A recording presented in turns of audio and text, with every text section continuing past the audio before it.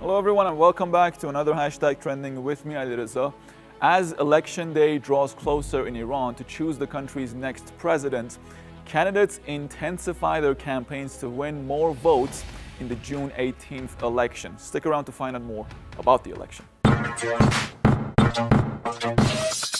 The Islamic Republic of Iran is preparing for the Friday presidential election. President Hassan Rouhani, as well as other high-ranking officials, have called on all eligible voters to participate in the polls. Meanwhile, almost all opinion polls suggest that the current judiciary chief, Sayyid Ebrahim Raisi, is the favorite to win the election. As Iranians prepare to go to the polls this coming Friday to choose a new president, many have taken to social media to highlight the importance of participating in the polls and playing a role in the country's future. They also believe that withdrawing from the ballot box is a mistake that only serves the enemy. On to our first tweet of the day coming from Yasna. She wrote, "Not voting is a strategic mistake." It sure is. The next one by Alia reads, "Iran, my homeland, I vote to build you." Okay, the next one coming from Farzam, he wrote, "The enemy wants us to lose our independence, but we will not allow the enemy to interfere in our elections. Hey, US, you are not a vanquisher, it is us who will win."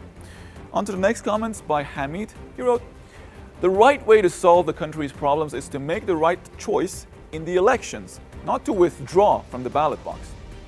Many Iranians are hopeful that the country's next president will bring better developments to make the Islamic Republic stronger. This is while some experts believe that the upcoming election has nothing to do with the ongoing talks in Vienna on the revival of the 2015 Iran nuclear deal.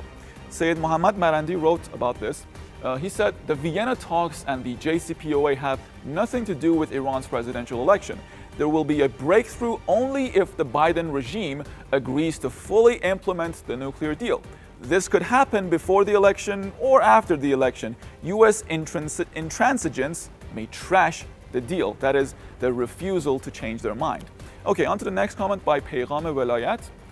They wrote, "Inshallah, we hope that with Sayyid Ebrahim Raisi, we will see Iran in a new, better development and immense power. Hope that this election would do good for the blessed nation of Iran and bring the enemies to their knees." Of course, we wish the same for the Iranian nation, regardless of who ends up winning the election.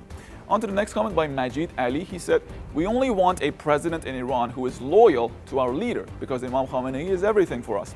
So a person who is loyal and strong supporter of His Excellency and also a revolutionary one is supported by us." The next comment by Zaydun Al-Kinani reads, "Interesting new dynamics for the upcoming Iran elections 2021. Sunni minority representatives break away from the reformists and support Ebrahim Raisi's presidential bid." Iran's presidential election comes at a pivotal point as the country faces economic challenges due to unilateral US sanctions. Many Iranians expect the country's next president to form an administration that stands strong in the face of the enemy.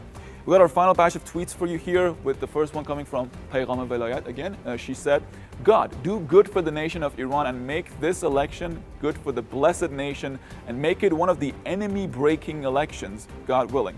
And here we have a few translated tweets from Persian. Abu Zahra wrote, "Election is an honor, an opportunity, and a capability for the country. If it coincides with a high turnout, it will definitely be helpful for the future of the country."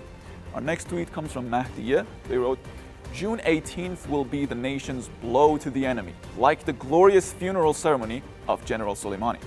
And on to our final comment of the day by Ilaghi. They wrote, "By showing up at the ballot boxes, we will prove our strong bond with the Islamic establishment." All right, that's going to be it from me and this edition of Hashtag Trending. Let's get back to the studio. Until the next edition, take care and bye-bye.